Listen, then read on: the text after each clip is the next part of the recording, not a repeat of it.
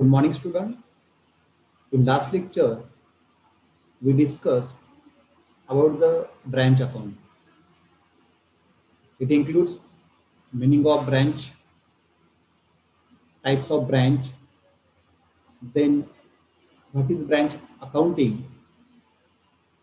Also discuss the various types of branches like dependent branch, independent branch.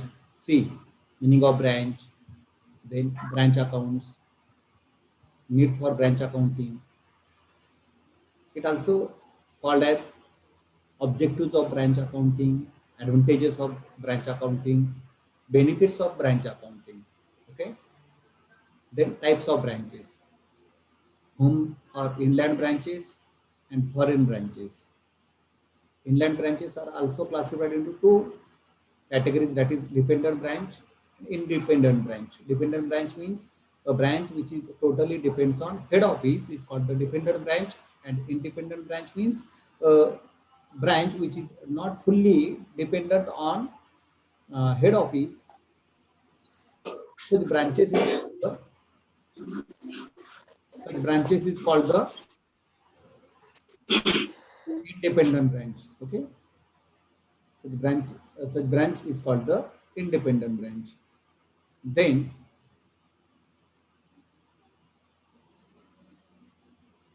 the actual meaning of dependent branch, independent branch, foreign branch. Now, the methods of branch accounting. When we maintain the books of account of branches, basically there are three methods of accounting is available for branch accounting. The first method is debtor method or debtor system. The second one is branch profit and loss account method. And number three is stock and debtor system or method. Under the debtor method, basically head office prepare the branch account and branch debtor account. In this method, basically transactions relating to the debtors are focused. That's why a separate debtors account is prepared in addition to branch account. Number two, branch profit and loss account method. Under this method, basically profit and loss account is also prepared with the branch account. That means here two statements are prepared. One is branch account and second one is profit and loss account. The basic objectives of this method is to find out the net profit or net loss of that particular branch. Number three, stock and debtor system or method. Under this system, branch stock account, similarly branch debtor account are prepared and focused by this method. Basically, branch stock account is prepared to show the stock activities in detail, just like the opening stock, then closing stock, goods purchase, goods sales, credit sales, cash sales. There is any surplus in stock, there is any deficit in stock. That's why branch stock account is prepared under this method, and similarly branch debtor account to show the opening balance of debtor, closing balance of debtor, credit purchases by the debtors, cash received from the debtors,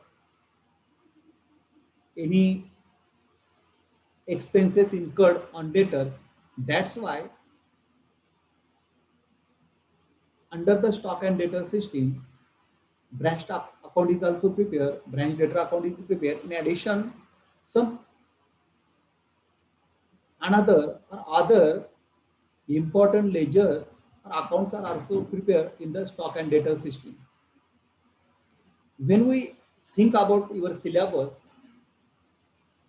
In your TYBCom syllabus, only third method is given or prescribed, that is stock and debtor system method.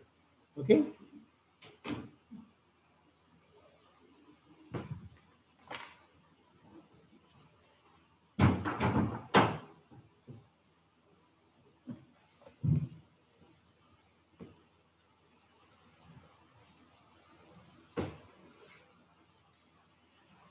म्हणजे ह्या 3 method पैकी जी काही डेटर method असेल तर त्यामध्ये branch account बरोबर तुम्हाला ब्रँच अकाउंट बरोबर ब्रँच डेटर अकाउंट देखील बनवलं जातं.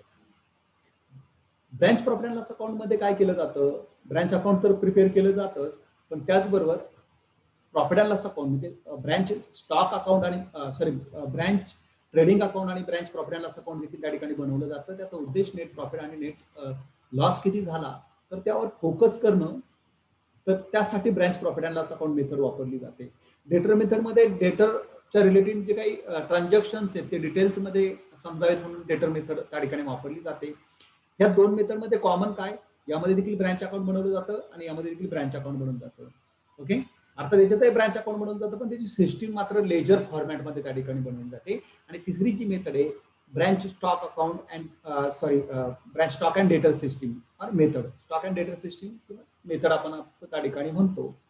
बेसिकली ह्या अगोदरच्या मेथड्समध्ये branch profit and loss account मेथडमध्ये देखील नेट प्रॉफिट आणि नेट लॉस त्या ठिकाणी समजतो, परंतु एक्झॅक्ट स्टॉकचं जे काही व्हॅल्युएशन आहे तर ते त्या ठिकाणी समजावं, त्याच पद्धतीने डेटरचे एक्झॅक्ट त्या ठिकाणी पोझिशन समजावी यासाठी स्टॉक अँड डेटर सिस्टीम मध्ये अतिशय डिटेल्समध्ये ब्रँच स्टॉक अकाउंट बनवलं जातं, ब्रँच डेटर अकाउंट बनवलं जातं. ब्रँच स्टॉक अकाउंट वरून काय समजतं, ओपनिंग स्टॉक किती, क्लोजिंग स्टॉक किती, किती गुड्स ब्रँच कडून हेड ऑफिस कडून ब्रँचला मिळाला, ब्रँच कडून काही गुड्स परत गेला का, त्याचबरोबर ब्रँचने किती गुड्स सेल केला, तो कॅश मध्ये किती सेल केला, क्रेडिट मध्ये किती सेल केला ते त्या ठिकाणी समजतं. डेटर कडून काही माल परत रिटर्न आला का ते समजतं त्या ठिकाणी. स्टॉक मध्ये काही डेफिसिट आहे का, काही सरप्लस आहे का ते त्या ठिकाणी समजतं. स्टॉक इन ट्रान्झिट त्या ठिकाणी समजतो. त्यामुळे ब्रँच स्टॉक अकाउंट त्या ठिकाणी बनवलं जातं. त्याचबरोबर ब्रँच डेटर अकाउंट देखील त्या ठिकाणी बनवलं जातं.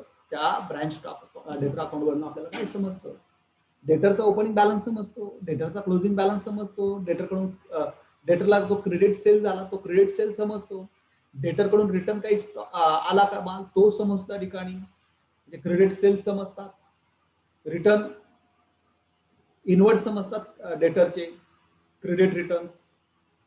त्याचबरोबर डेटरने किती कॅश डिपॉझिट केली ते समजतं त्या ठिकाणी. डेटरवर काही खर्च केला का तर ते समजतं. तर ह्या स्टॉक अँड डेटर सिस्टीम मध्ये काय केलं जातं, ब्रँच स्टॉक अकाउंट बनवलं जातं, ब्रँच डेटर अकाउंट बनवलं जातं. In addition to some another accounts are also prepare in the stock and debtor system.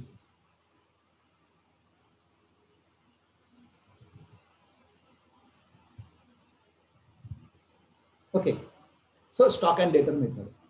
Under this method, or this method is applicable particularly where there are large number of transactions.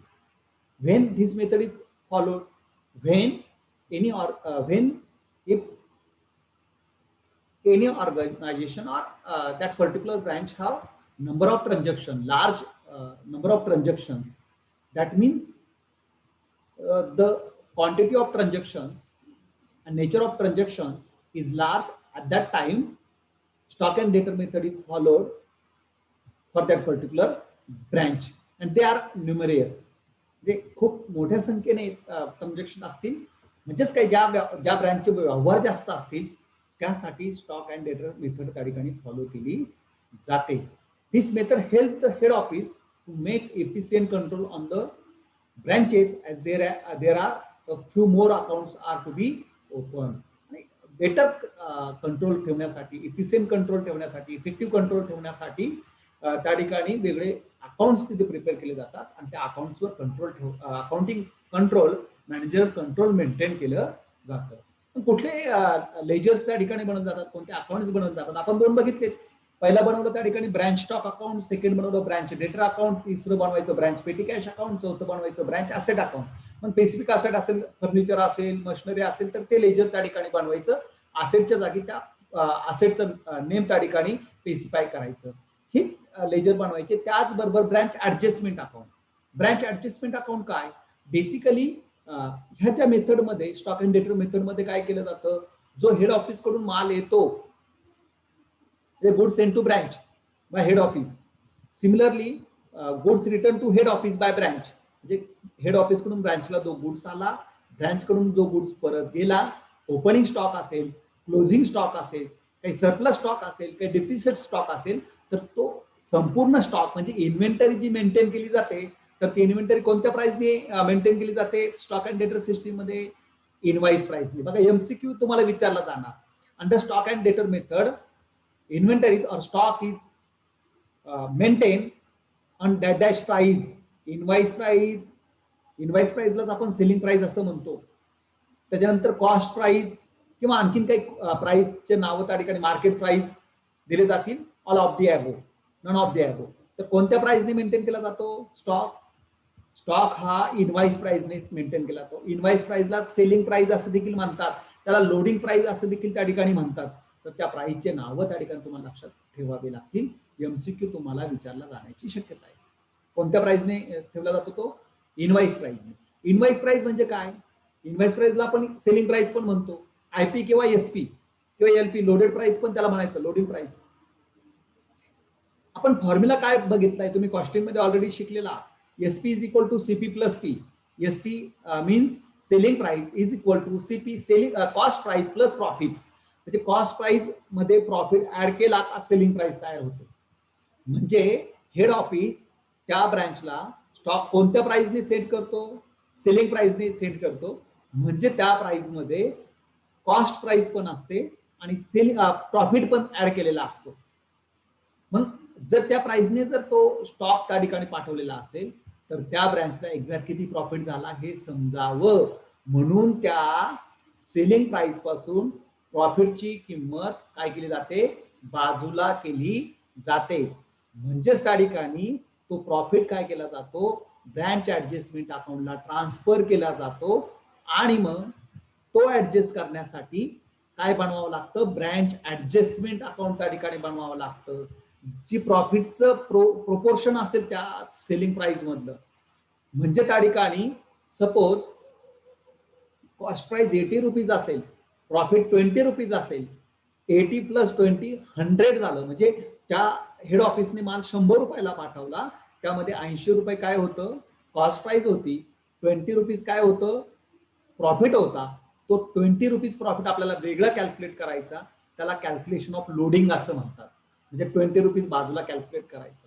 मग तो कोणत्या प्राइसवर दिला, तो selling प्राइसवर दिला का cost प्राइसवर दिला, ते problem मध्ये तुम्हाला दिलेला असेल, तेवढा तुम्हाला तो वेगळा करायचा. तो आपण बघणार आहोत डिटेलमध्ये एकदा आपण हे सर्व लेजर बघितल्यानंतर. Is it clear. आणि म्हणून ब्रँच ऍडजस्टमेंट अकाउंट त्या ठिकाणी आपल्याला प्रिपेअर करावं लागतं. नेक्स्ट नंबरचं जे काय लेजर तुम्ही त्या ठिकाणी बनवतात ते branch expenses account. Branch expense account कशासाठी बनवतात, ब्रँच एक्सपेन्सेस अकाउंट ब्रँचचे जेवढे काही एक्सपेन्सेस असतील, ब्रँचचे एक्सपेन्सेस म्हणजे त्या ठिकाणी ब्रँच रेंट असेल, कमिशन असेल, सॅलरी असेल, स्टाफची सॅलरी, त्याच्यानंतर डेटाच्या रिगार्डिंग काही डिस्काउंट दिला असेल, अलाउन्सेस दिला असेल, बॅड डेट्स असतील, त्यासाठी ब्रँच एक्सपेन्सेस अकाउंट आपण त्या ठिकाणी बनवतो. इथे ब्रँच पेटी कॅश अकाउंट त्याच्याविषयी मी तुम्हाला बोलायचं राहून गेलं. ब्रँच पेटी कॅश म्हणजे ब्रँचकडे जी कॅश येते ते ब्रँच संपूर्ण कॅश कोणाला पाठवते, हेड ऑफिसला पाठवते. आणि म्हणून त्यांना किरकोळ खर्चासाठी काही कॅशची आवश्यकता असते, आणि म्हणून हेड ऑफिस काय करतं, किरकोळ खर्चासाठी जी कॅश पाठवते त्याला आपण पेटी कॅश असं म्हणतो. Is it clear. मग ती पेटी कॅश मेंटेन करण्यासाठी ब्रँच पेटी कॅश अकाउंट बनवलं जातं. म्हणजे ब्रँचचा पेटी कॅशचा अगोदरचा बॅलन्स किती, हेड ऑफिसने किती पेटी कॅश चालू वर्षी पाठवली, ब्रँचने किती खर्च केला आणि पेटी कॅशची किती शिल्लक राहिली हे समजण्यासाठी बघा कंट्रोल ठेवलं जातं. म्हणजे ह्या मेथडमध्ये इफेक्टिव्ह कंट्रोल मेंटेन करण्यासाठी मेथड त्या ठिकाणी यूज केली जाते. ब्रँच एक्सपेन्सेस अकाउंट बनवलं आणि शेवटी branch profit and loss account. ब्रँचला किती प्रॉफिट झाला आणि किती लॉस झाला हे कॅल्क्युलेट करण्यासाठी branch profit and loss account prepare केलं जातं. सो किती लेजर बनवणार आहोत आपण, 7 लेजर बनवणार आहोत. पहिले branch stock account, branch debtor account, branch petty cash account, branch branch asset account, branch adjustment account, branch expenses account आणि branch profit and loss account. त्याबरोबर goods send to branch, branch cash account पण त्या ठिकाणी prescribe केलं जातं, पण in general हे 7 ledger बनवले जातात. काही केसमध्ये 9 लेजर बनवले जातात. कोणतं कोणतं branch good send to branch account हे एक बनवलं जातं आणि ब्रँच कॅश अकाउंट हे एक देखील त्या ठिकाणी ब्रँच पेटी कॅश ऐवजी ब्रँच कॅश अकाउंट टोटल जी कॅश आहे त्यासाठी ब्रँच कॅश अकाउंट त्या ठिकाणी मेंटेन केलं जातं. Features of stock and debtor system कोणते फीचर्स आहेत बघा. ह्या मेथडने काय केलं जातं, कंट्रोल ठेवला जातो. This is one of the important reason behind use this method. It control the branch stock, ब्रँचचा स्टॉक कंट्रोल केला जातो.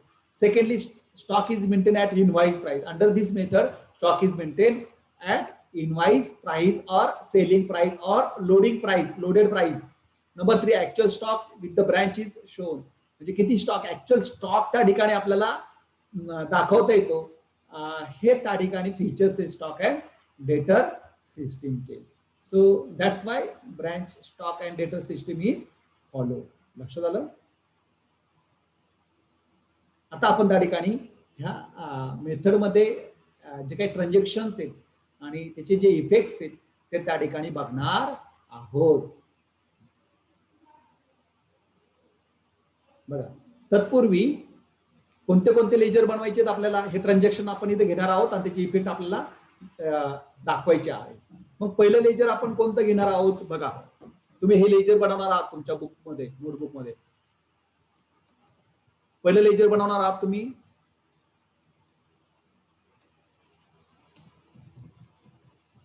Branch stock account. Branch stock account मी बनवून ठेवलंय हे बघा. पर्टिक्युलर अमाऊंट डेबिट क्रेडिट प्रत्येक वेळेस ते त्या ठिकाणी लिहायचंय. Branch stock account. त्याच्यानंतर पुढचं लेजर कोणतं बनवलं आपण, ब्रँच डेटर्स अकाउंट. ओके, हे नंबर 2 झालं.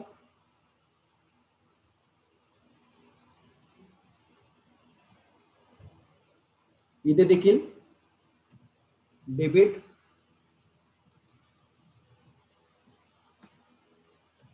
Credit particular amount. ओके झालं. त्याच्यानंतर नंबर 3 कोणतं बनवलं आपण, ब्रँच पेटी कॅश अकाउंट. हे 3-4 ओळींच बनवायचं, छोटं असतं हे. 4 ट्रान्झॅक्शन या ठिकाणी असतात. Branch petty cash account. Okay, याला देखील डेबिट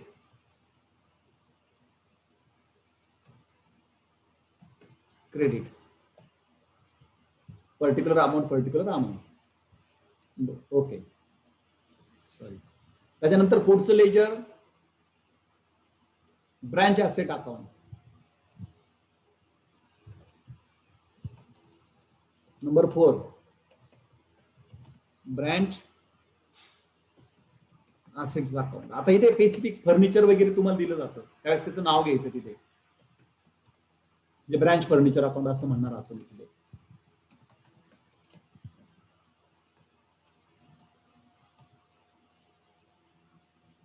पुढे ब्रँच असेट अकाउंट नंतर 5 नंबरचं तुम्ही बनवणार branch adjustment account.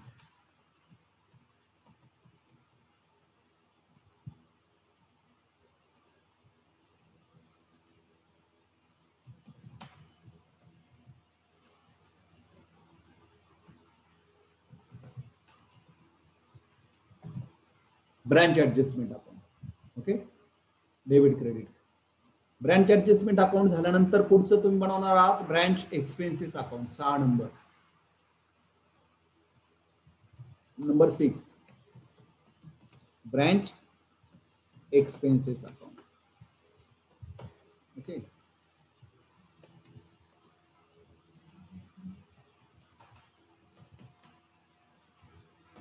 Debit credit.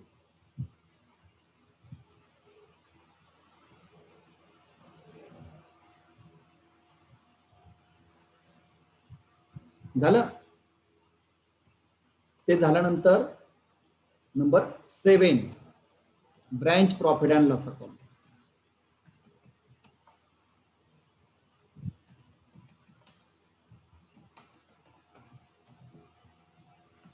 Branch profit and loss account.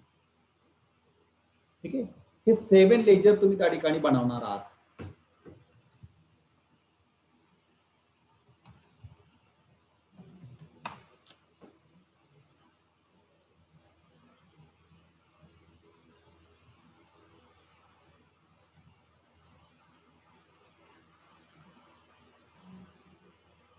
याची गरज नाही. 7 लेजर तुम्ही बनवणार आहात. ओके. तुम्ही तुमच्या नोटबुकमध्ये हे बनवून ठेवाल. आपण याची इफेक्ट उद्या घेणार आहोत. Branch profit and loss account तुम्ही लिहिणार आहात लेक्चर चालू असताना. बघा, पहिलं कोणतं बनवलं? Branch stock account. दुसरं काय बनवलं? Branch data account. नंतर तिसरं बनवलं ब्रँच पेटी कॅश अकाउंट. पुढचं बनवलं ब्रँच असेट अकाउंट. पुढचं बनवलं ब्रँच ऍडजस्टमेंट अकाउंट. पुढचं बनवलं ब्रँच एक्सपेन्सेस अकाउंट. पुढचं बनवलं branch profit and loss account. ठीक आहे. हे लेजर तुम्ही तिथे बनवणार आहात आणि त्यात आपल्याला 1 बाय 1 ट्रान्झॅक्शन घ्यायचे आणि ते ट्रान्झॅक्शनचे इफेक्ट कसे होतील ते आपण त्या ठिकाणी बघत जाणार आहोत. ठीक आहे.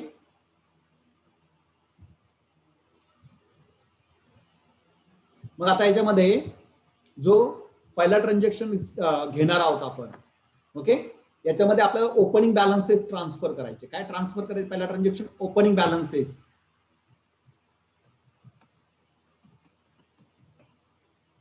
Opening balances. ओपनिंग बॅलन्सेस मध्ये बघा, पहिला काय? Opening stock. ओपनिंग स्टॉक पुढे ट्रान्सफर करणार आपण हा debit side of branch stock account. Branch stock अकाउंटच्या डेबिट साइडला घेणार आहोत. दुसरं ओपनिंग स्टॉक आपल्याला काय ट्रान्सफर करायचं इथे बघा, सगळे आपण लिहून घेऊया तिथे. नंबर 2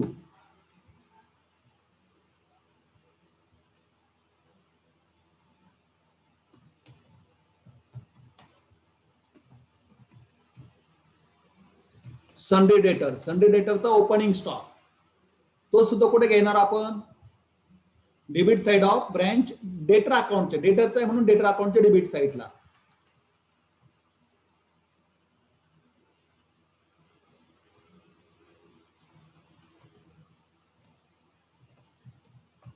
ब्रँच डेटर अकाउंटच्या डेबिट साइडला. पुढचा तुम्हाला ओपनिंग बॅलन्स कशाचा दिला जाईल? ब्रँच पेटी कॅशचा. पेटी कॅशचा तुम्हाला ओपनिंग बॅलन्स दिला जाईल. तो कुठे घेणार तुम्ही? Branch petty cash अकाउंटच्या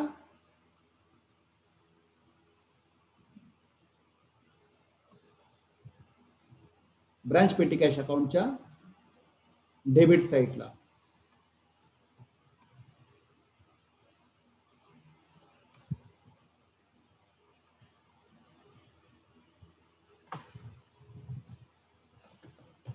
branch petty cash अकाउंटच्या डेबिट साइडला. त्याच्यानंतर चौथा ओपनिंग बॅलन्स तुम्हाला कशाचा दिला जाईल?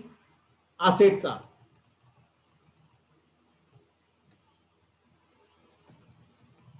ब्रँच असेटचा. फिक्स्ड असेट त्या ठिकाणी दिली जाईल त्या असेटचा. तो पण कुठे घेणार तुम्ही? Debit side of branch asset account. Okay. हा झाला पहिला ट्रान्झॅक्शन तुमचा. कोणता? ओपनिंग बॅलन्सेस तुम्ही ट्रान्सफर करतात. हे ट्रान्सफर तुम्ही कुठे करणार आहात? त्या रिस्पेक्टिव्ह लेजरच्या डेबिट साइडला. मग बघूयात आपण. पहिला ओपनिंग स्टॉक आहे. ओपनिंग स्टॉक कुठे घेणार? ओपनिंग स्टॉक अकाउंटच्या डेबिटला.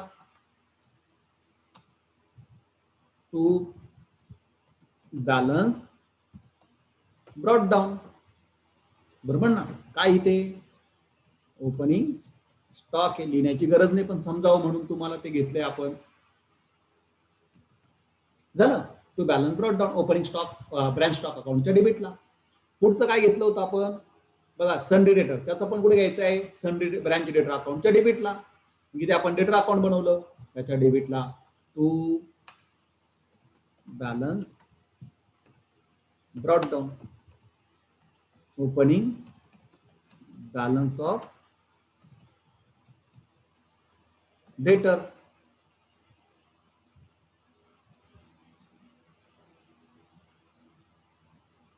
बरोबर. तो कुठे घेतला? डेडर अकाउंटच्या डेबिटला. पुढचा बॅलन्स कुठे कोणता आहे? सनडे पेटी कॅशचा. पेटी कॅश अकाउंटचा बॅलन्स देखील काय? Debit side of branch petty cash account. Branch petty cash अकाउंटच्या डेबिट साइडला घ्यायचा आहे तो. हे पेटी कॅश अकाउंट आहे. To balance brought down opening balance of petty cash अकाउंटचं ओपनिंग बॅलन्स तो त्या अकाउंटच्या डेबिटला घेणार. झालं. सिमिलरली पुढे काय? असेटचा opening balance debit side of branch asset account. Branch asset अकाउंटच्या डेबिटला घेणार तो बॅलन्स. तर तो ओपनिंग बॅलन्स म्हटलं तरी चालते इथे. तो बॅलन्स ब्रॉट डाऊन.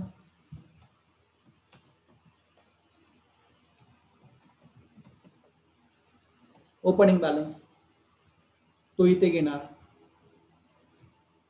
ओके, मला मेसेज कराल बरं, समजलं का इथपर्यंत? तुम्हाला इथपर्यंत समजलं का? मेसेज कराल प्रत्येक जण.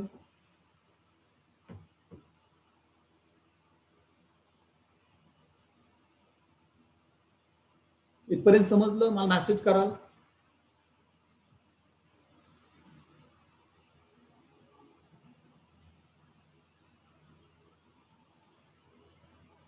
ओके, आता फक्त 2 मिनिटं राहिले म्हणून मी पुढचं ट्रान्झॅक्शन घेत नाही. हा पण ट्रान्झॅक्शन मी घेणार होतो, पण थोडस ठीक आहे, वेळ होता. हा एक ट्रान्झॅक्शन घेतला आपण. उद्याचं लेक्चर कोणी मिस करू नका. त्यावर मी फक्त काय करणार, हे सर्व ट्रान्झॅक्शन तुम्हाला समजावून सांगणार. त्याच्यानंतर एवढा कॉन्फिडन्स आहे, जर तुम्ही व्यवस्थित समजावून जर घेतलं हे, तर पहिला प्रॉब्लेम तुम्ही तुमच्या मनाने सोडवू शकता. माझ्या हेल्पची गरज राहणार नाही. प्रॉब्लेम दिल्यानंतर तुम्हाला तुम्ही स्वतः सोडवू शकाल. ओके, ठीक आहे. सो बारकाईने हे लेजर तुम्ही बनवून ठेवाल, ते ट्रान्सफर करून ठेवाल. एक आपण ट्रान्झॅक्शन या ठिकाणी घेतलेला आहे. ओके, इथे मी थांबतोय. थँक्यू.